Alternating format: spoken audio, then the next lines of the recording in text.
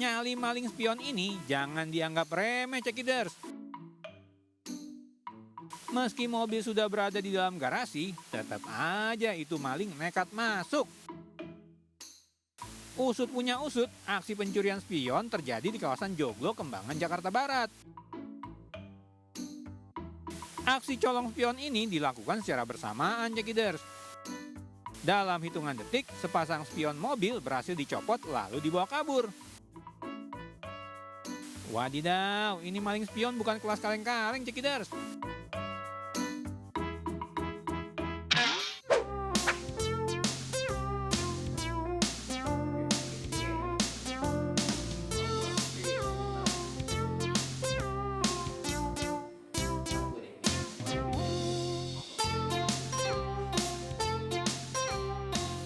Dah bocah, masih di bawah umur udah berani ngebongkar kotak amal masjid. Ketiga bocah ini masuk ke dalam area masjid dengan niatan mengambil uang dari kotak amal. Kondisi masjid yang sepi membuat ketiga bocah ini berani mengambil uang kotak amal tuh, cekiders. Bahkan salah satu kotak amal yang sudah dikunci gembok berhasil dibuka oleh ketiga bocah ini. Wah, kejadian ini jangan dicontoh ya, cekiders. Nah, bagi orang tua, jangan lupa mesti waspada nih terhadap pergaulan anak. Jangan sampai jadi salah pergaulan ya.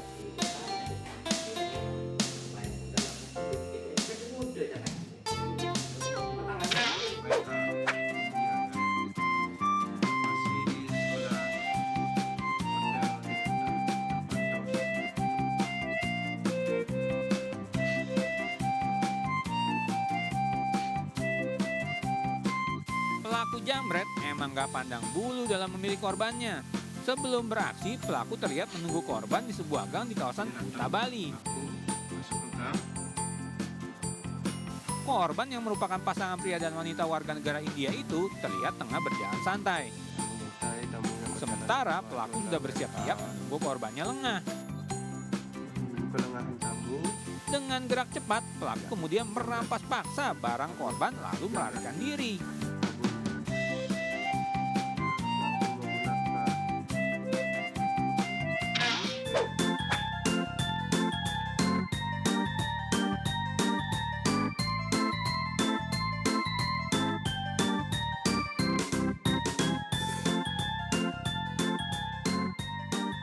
Aji gile, lihat aksi maling motor yang satu ini nih. Bagi si maling, nggak butuh waktu lama buat curi itu motor. Apesnya pemilik motor lupa mencabut kunci motornya di saat sedang mampir ke sebuah warung. Kelengahan inilah yang membuat si maling dengan mudah dan cepat berhasil membawa kabur motor curiannya.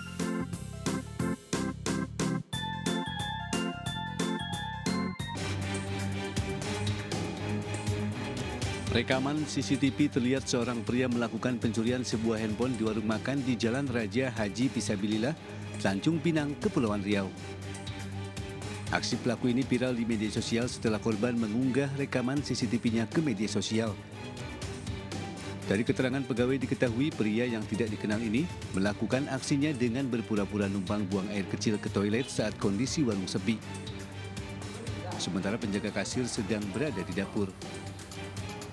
Melihat ada kesempatan, pelaku kemudian menuju ke bagian kasir lalu membawa kabur handphone yang sedang dicas pemiliknya. Pemilik warung mencurigai pelaku pencurian adalah pria yang sudah pernah datang ke warung sebelumnya dengan tindak tanduk dan gelagat mencurigakan. Tidak ada orang, ada HP di situ, langsung diambil, langsung pergi. Sempat dia duduk ngambil cas HP itu, CCTV-nya kan ada, udah dilihat.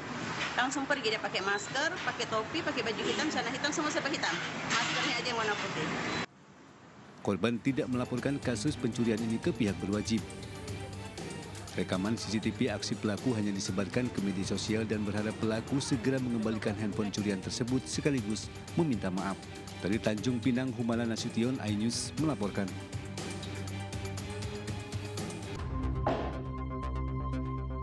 Inilah video amatir yang direkam warga saat dua pelaku pencurian rumah kosong tengah beraksi di Jalan Dewi Sartika, Mata Bubu, Kecamatan Poasia, Kota Kendari. Video yang direkam warga ini menjadi viral di media sosial. Berdasarkan rekaman tersebut, tim Buser 77 Polresta Kendari bergerak cepat dan berhasil menangkap pelaku di tempat persembunyiannya di kota Kendari. Kedua pelaku, Dedi Arianto dan Mahfud, merupakan spesialis pencurian rumah kosong di beberapa tempat di dalam kota Kendari yang ditinggal pemiliknya. Modus kedua pelaku dengan menyewa mobil rental untuk digunakan mengangkut barang elektronik hasil curian. Sebelum beraksi, keduanya terlebih dahulu melakukan pemantauan lokasi. Ketika dianggap aman, keduanya lalu beraksi. Rumah mereka itu sudah aman, dan kebetulan dua rumah yang dimasuki ini jendela rumahnya terbuka dan tidak memiliki pengaman. Yang bersangkutan masuk dan pas di kamar mengambil barang-barang elektronik dua perumahan tersebut. Saat ini kedua pelaku tengah menjalani pemeriksaan penyidik Polresta Kendari dan terancam hukuman 7 tahun penjara. Dari kota Kendari, Sulawesi Tenggara, Febriono Tameng, iNews melaporkan. Pemirsa, mobil minibus milik KONI Kota Bekasi yang membawa rombongan guru terbakar di Tol Cipularang, Purwakarta, Jawa Barat, Selasa pagi. Tidak ada korban dalam kejadian tersebut, akan tetapi arus lalu lintas ke arah Bandung mengalami kemacetan parah. Dari rekaman video amatir pengguna jalan, terlihat sebuah minibus terbakar di bahu jalan Tol Cipularang, kilometer 85, sekitar wilayah Jatiluhur, Purwakarta. Sesekali terdengar suara ledakan dari minibus bernomor polisi W7192US milik KONI Kota Bekasi. Api dapat dipadamkan 1 jam kemudian setelah petugas pemadam dengan 1 unit mobil damkar tiba di lokasi. Pengemudi minibus menjelaskan peristiwa berawal saat mobil yang dikendarainya hendak menuju Kabupaten Ciamis. Saat melintas di jalan menanjak, ia hendak memindahkan gigi transmisi tetapi mengalami kopling loss dan disusul keluar api dari mesin yang berada di bawah minibus. Itu kita mau masukin gigi keempat, ternyata kopling itu udah kosong, los. Akhirnya kita berhentilah di samping, di pinggir. Ternyata pas kita turun, di bawah mesin itu udah banyak api. Dan kita untuk antisipasi pemadaman, tapi nggak dulu karena api mulai membesar dan meledak. Untung saja pengemudi dan rombongan guru penumpang minibus sempat keluar sesaat setelah mobil terbakar. Akibat kejadian ini, arus lalu lintas dari arah Jakarta menuju Bandung sempat mengalami kemacetan panjang. Dari Purwakarta, Jawa Barat, Irwan, iNews melaporkan. Diduga sopir mengantuk, sebuah mobil terlibat tabrakan dengan truk dari arah berlawanan. Detik-detik tabrakan terekam CCTV. Kamera pengawas memperlihatkan detik-detik mobil mengalami kecelakaan di Jalan Raya Desa Kertonegoro, Kecamatan Jenggawah, Jember. Mobil memakan bahu jalan hingga posisi mobil keluar dari jalur yang semestinya. Sementara dari arah berlawanan muncul truk engkel sehingga tabrakan tidak terhindarkan. Usai ditabrak, truk terguling ke tengah jalan dan menabrak mobil lainnya. Tabrakan menyebabkan sopir mobil mengalami luka parah di bagian kepala. Sedangkan 2 penumpang yang merupakan seorang wanita dan balita luka ringan. Korban luka dirujuk ke Puskesmas Jenggawah. Kecelakaan diduga karena sopir mobil mengantuk. Tahu-tahu aja berak gitu Pak ya? Ya, rumah saya ini. Oh gitu ya? Itu apa? Truk atau apa Pak? Truk ini. Truk sama? Tadi ada Cherry tadi sedes. Cherry, bener. Katanya ada anak kecil. Anak kecil ada. Anak-anaknya tadi supirnya parah, supirnya itu sama yang tapi ya masih sadar orang. Sadar ya. Kasus kecelakaan ini ditangani Polantas Resort Jember. Dari Jember, Jawa Timur, Bambang Sugiarto, iNews melaporkan. Pemirsa, akibat remblong, truk pengangkut puluhan ton tepung terguling di Jalan Turunan Tajam Wanawisata Watuk Blorok, Kabupaten Mojokerto. Sementara di Jombang, Jawa Timur, truk gandeng pengangkut batu bara terguling di perlintasan rel kereta api.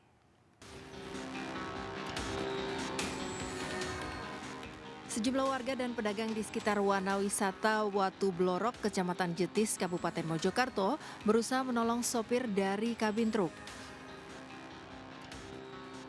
Sopir akhirnya berhasil dievakuasi dan hanya mengalami luka ringan.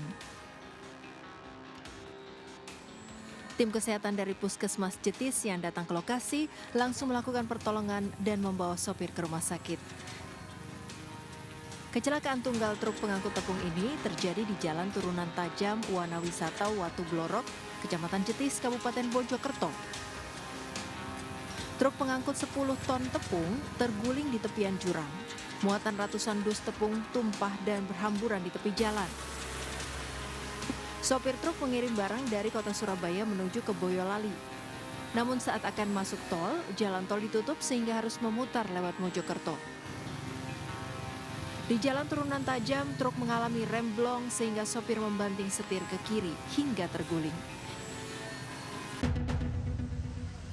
Di Jombang, Jawa Timur, truk gandeng yang mengangkut batu bara terguling di perlintasan rel kereta api di Jalan Kiai Haji Hashim Asyari, Kota Jombang, Jawa Timur pada Selasa siang. Seluruh batu bara yang diangkut truk tumpah dan menutupi jalan. Beruntung, posisi truk terguling hanya berada di atas satu jalur rel kereta api. Sementara dua rel lainnya masih bisa dilewati oleh kereta api yang melintas. Meski demikian, arus lalu lintas dari Kediri ke arah Jombang macet panjang. Beruntung, sopir truk selamat. Dari Kabupaten Mojokerto dan Jombang, Jawa Timur, Solahuddin Muhtar Bagus, iNews melaporkan. Pemirsa, sakit hati diputus cintanya. Seorang pria di Kota Waringin Barat, Kalimantan Tengah menjamret tas mantan kekasihnya sendiri. Saat aksi penjamretan terjadi, pelaku juga sempat memukul korban dengan helm.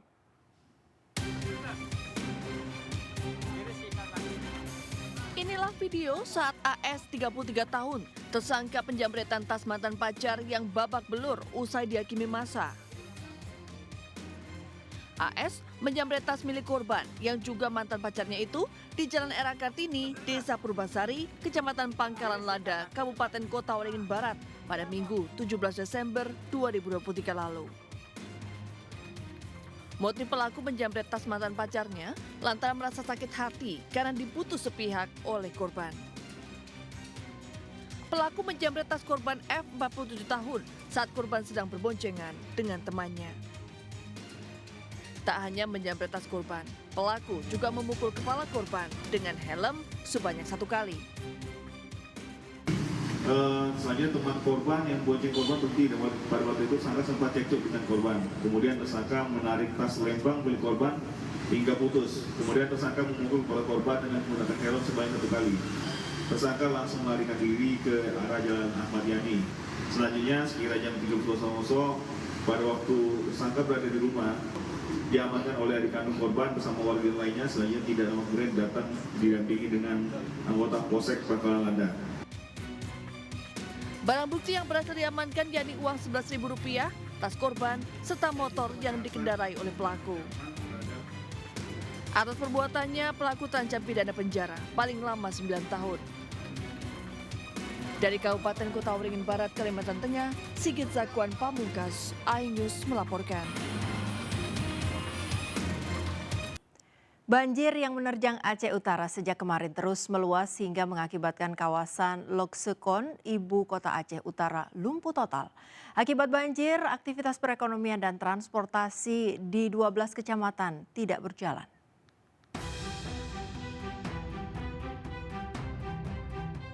Intensitas curah hujan tinggi sejak 2 hari terakhir di Aceh Utara mengakibatkan banjir kian meluas hingga ke 12 kecamatan, termasuk kawasan Loksekon, ibu kota Aceh Utara. Banjir yang berketinggian 1 meter lebih yang merendam kawasan permukiman, perkantoran dan pusat belanja membuat aktivitas warga lumpuh total. Pengendara yang nekat melintas di kawasan banjir harus berhati-hati dikarenakan arus air sangat deras. Meski hujan telah berhenti, namun banjir masih merendam Aceh Utara. Pihak BPBD Aceh Utara mencatat jumlah pengungsi korban banjir mencapai ratusan orang. Selain karena curah hujan tinggi, banjir juga diakibatkan jebolnya 4 tanggul di Sungai Krueng Beto. Dari Aceh Utara, Muhammad Zafar, iNews melaporkan. Beralih ke informasi lain, pemirsa, 1 korban meninggal akibat ledakan smelter tambang nikel di Morowali dipulangkan ke kampung halaman di Kabupaten Morowali, Polewali Mandar, Sulawesi Barat Selasa siang. Korban sebelumnya sempat dirawat selama 2 hari di rumah sakit daerah Morowali. Orang tua korban yang tiba bersama jenazah tidak kuasa menahan kesedihan hingga akhirnya jatuh pingsan. Ibu korban kemudian digotong menuju ke rumah duka di Dusun Silopo, Desa Miriring, Kecamatan Binuang, Polewali Mandar. Suasana haru juga terasa di dalam rumah duka saat jenazah Irfan Bukhari disemayamkan sebelum dimakamkan. Jenazah pemuda berusia 27 tahun tersebut selanjutnya dikebumikan di pemakaman umum setempat. Keluarga dan ratusan pelayat turut mengantar jenazah ke peristirahatan terakhir.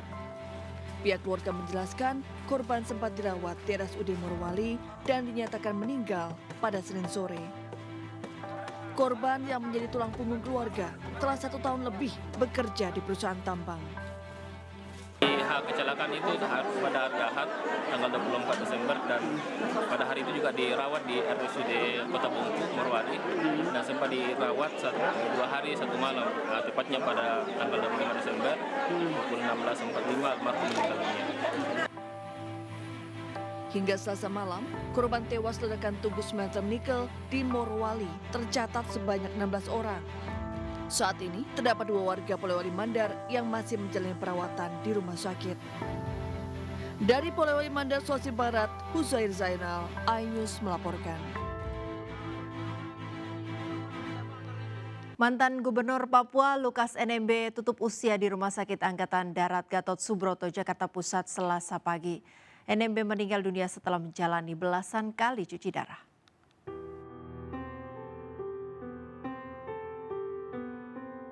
Usai dinyatakan meninggal dunia di Rumah Sakit Pusat Angkatan Darat RSPAD Gatot Subroto, Jakarta Pusat Selasa pagi, jenazah mantan Gubernur Papua Lukas NMB siang kemarin langsung dibawa pihak keluarga ke rumah duka Sentosa.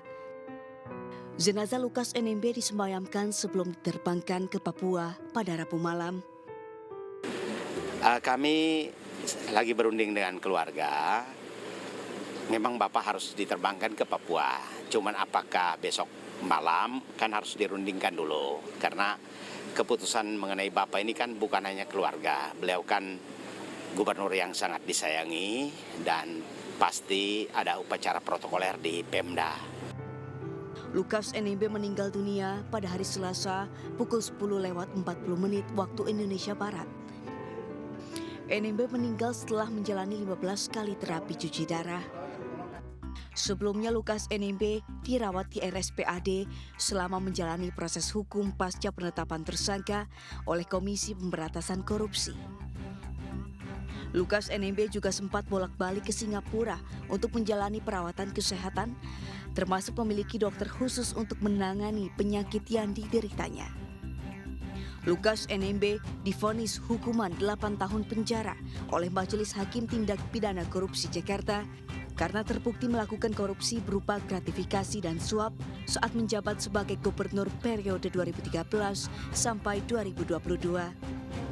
Dari Jakarta, Raniston Sanjaya, iNews melaporkan. Libur Natal telah usai, arus balik kendaraan menuju ke Jakarta terlihat memadati tol Purbalenyi. Sedangkan arus balik di gerbang tol Cikampek Utama terpantau ramai lancar. Meski demikian, petugas telah menyiapkan aturan one way ke arah Jakarta.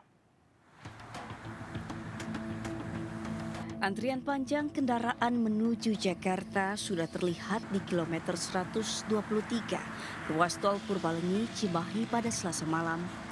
Volume ribuan kendaraan yang didominasi mobil pribadi mengular panjang, akan tetapi tidak sampai menimbulkan kemacetan.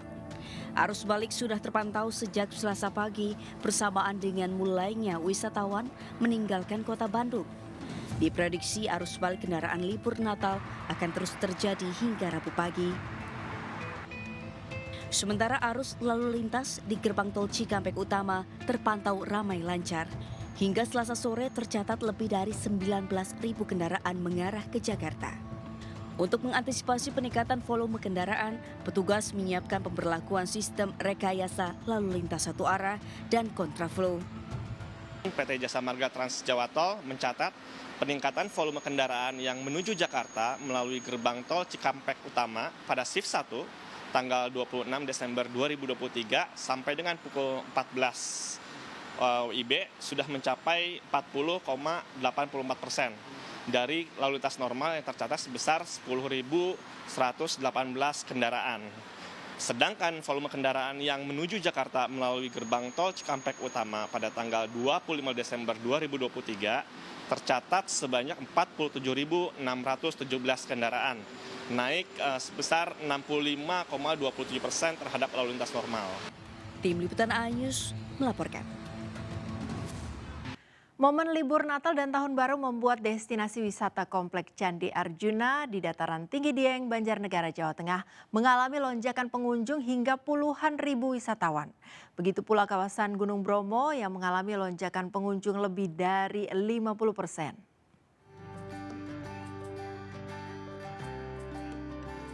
Dataran tinggi Dieng, Banjarnegara menjadi salah satu destinasi wisata favorit selama libur Natal dan Tahun Baru.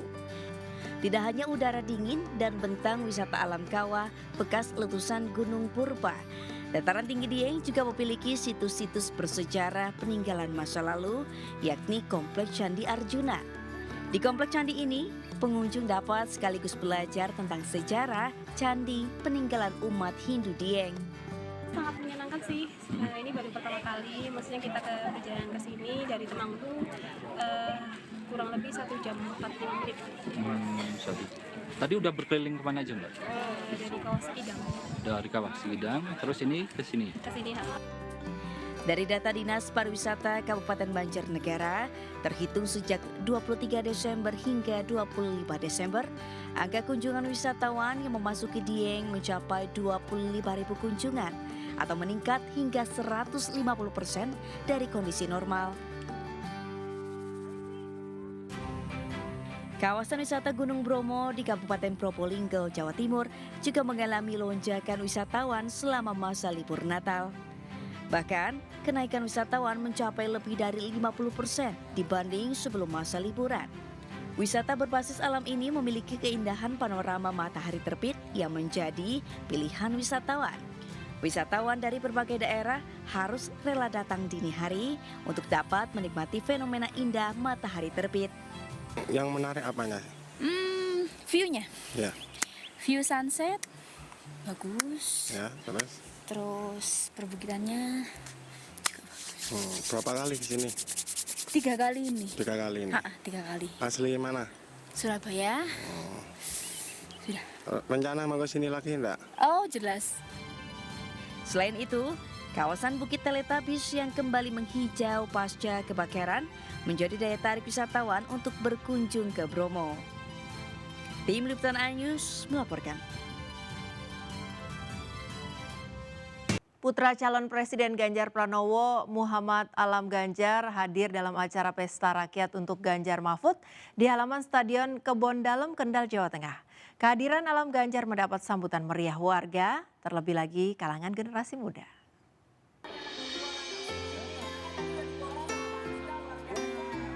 Kedatangan Alam Ganjar langsung disambut antusias warga yang datang ke acara Pesta Rakyat untuk Ganjar Mahfud di Stadion Kebon Dalem, Kendal, Selasa sore. Dengan ramah, Alam Ganjar memenuhi permintaan warga yang mencegatnya untuk meminta foto bersama. Pemuda 22 tahun tersebut bahkan terlihat larut dalam alunan musik dan sesekali ikut berjoget menikmati lagu-lagu yang ditampilkan pengisi acara di atas panggung. Sejumlah artis ternama turut menjadi pengisi acara seperti Dewi Persik, Abah Lala, Iwa K, dan NDX AK.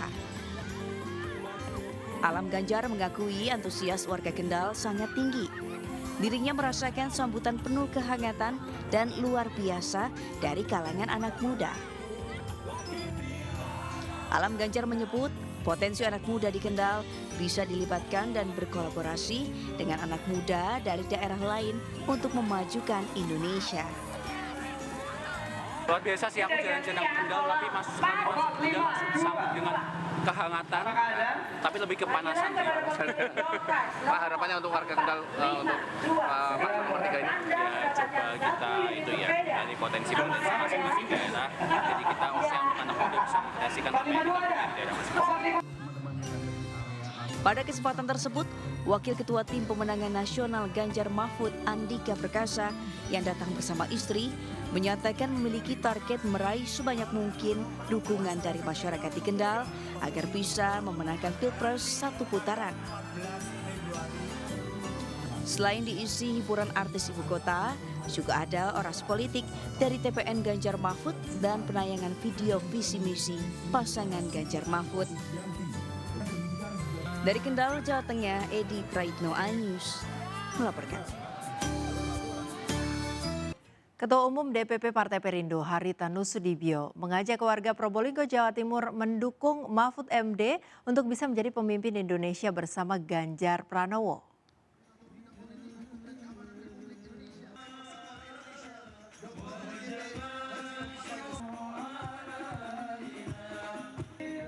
Sholawat bertajuk Persatuan Indonesia bersama MNC Group digelar di Probolinggo, Jawa Timur. Acara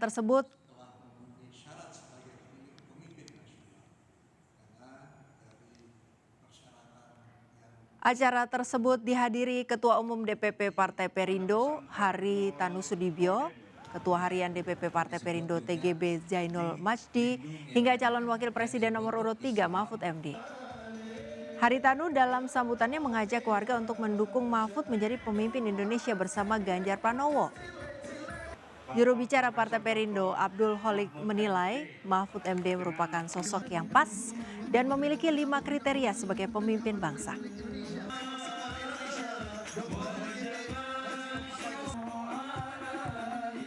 Sebagaimana diungkap oleh Pak Kiai Said Akil Siraj dan kemudian disampaikan ulang oleh Bapak Haritanu Sudibyo dalam acara Sholawat Persatuan Indonesia, saya kira dari kriteria yang ada memang Pak Mahfud MD melihat realitasnya adalah sesuai dengan kriteria sebagai KPU menggelar debat Cawapres Pemilu 2024 yang diikuti oleh 3 Cawapres, yakni Muhaimin Iskandar, Gibran Rakabuming Raka, dan Mahfud MD. Hadir dalam perhelatan debat Ketua Umum DPP Partai Perindo Haritanu Sudibyo dan Ketua Harian Nasional DPP Partai Perindo TGB Muhammad Zainul Majdi.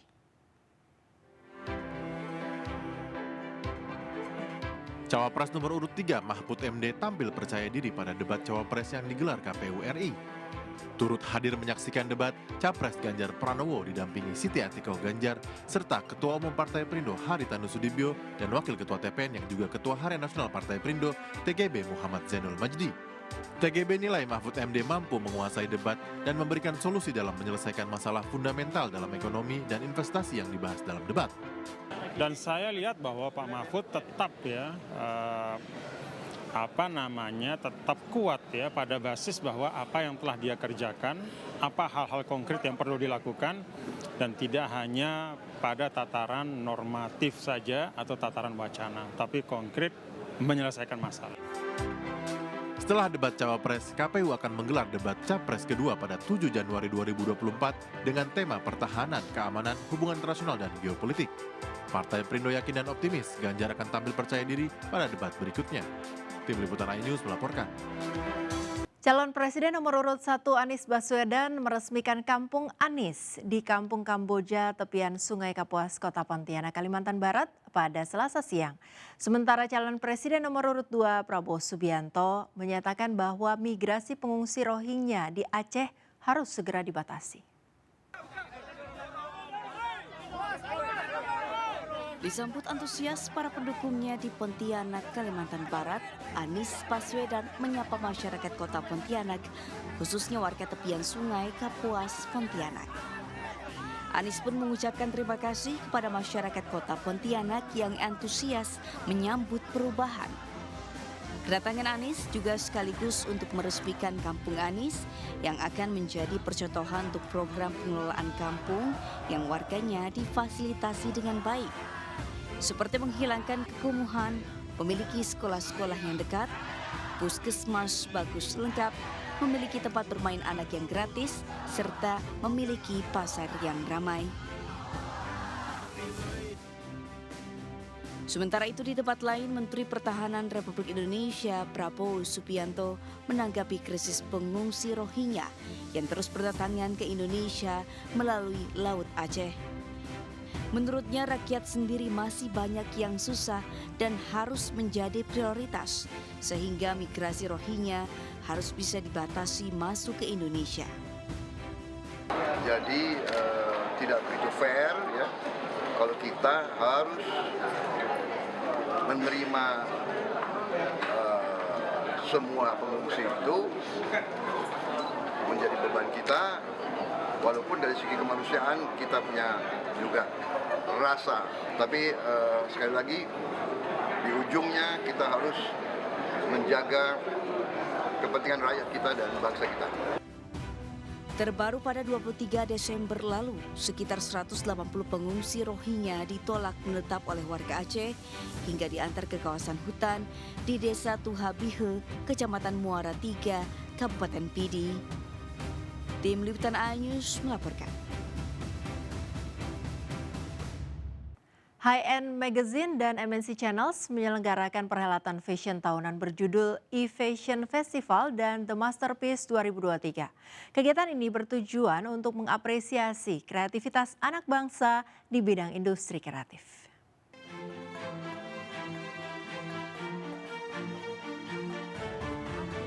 Karya adi busana terbaik dari 14 desainer tanah air ditampilkan dalam E-Fashion Festival and the Masterpiece 2023 yang memasuki tahun ke-12.